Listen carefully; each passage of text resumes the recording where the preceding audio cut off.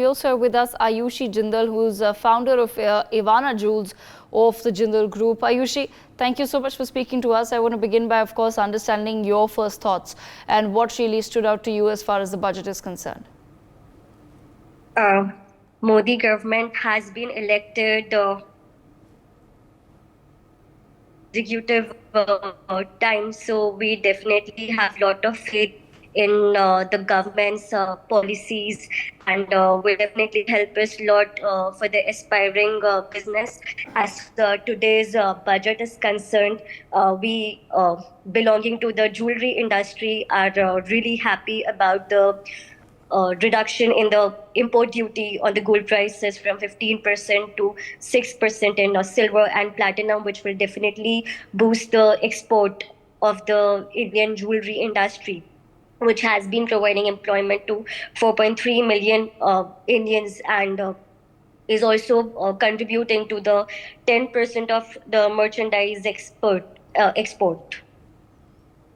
Okay. At the same time, Ayushi, what are your thoughts on some of the announcements that have been made as far as employment and skilling the youth is concerned? What would be your recommendations to the government and to the private sector as well? How is it that the vision of the government to have skilled youth, how can that be achieved through a public-private partnership model? So definitely the government has been doing great on this, and regarding the improvisation of the skills. So there are a lot of different industries in India, blooming industries, the renewable sources, the diamond industry that requires a lot of practical skill sets. For example, the government, as it announced in budget earlier, about IIT Madras for lab-grown diamond sector.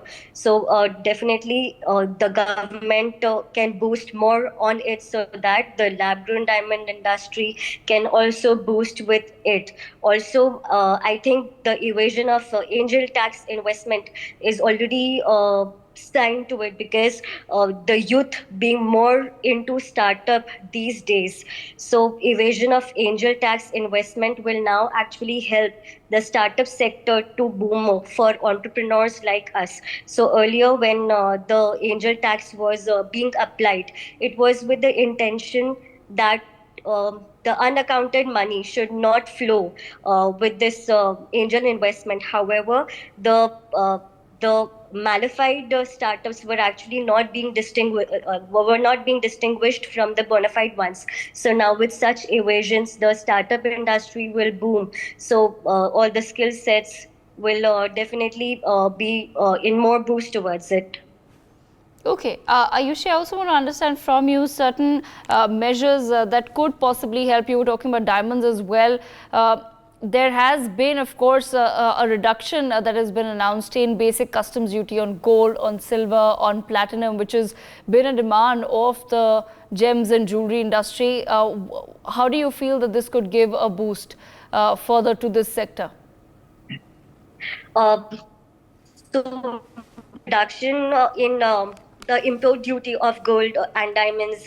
So earlier the gold import duty was quite high, up to 15%. So because of this, there was illicit movement of gold in the country. So now such practices will be reduced, and the alignment of this announcement to the near wedding season will bring a big boost to the gold and diamond industry. So there's a huge usage of gold and colored gemstones in the jewelry industry. So now more and more business will help, and this will help in exporting the jewelry to international countries. So thus this will help in boosting Make in India, and also the export sector of gems and jewelry.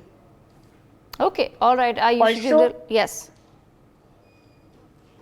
also the government has announced a reduction in GST of trading of rough diamonds from 1.5% to 1%. So this will increase the cash flow of the small industries in this diamond industry, and also due to reduction of gold and duty on the gold, it will help improve the working capital of the small manufacturers and people involved in jewelry. For more such videos, subscribe to the NewsX YouTube channel, hit the bell icon.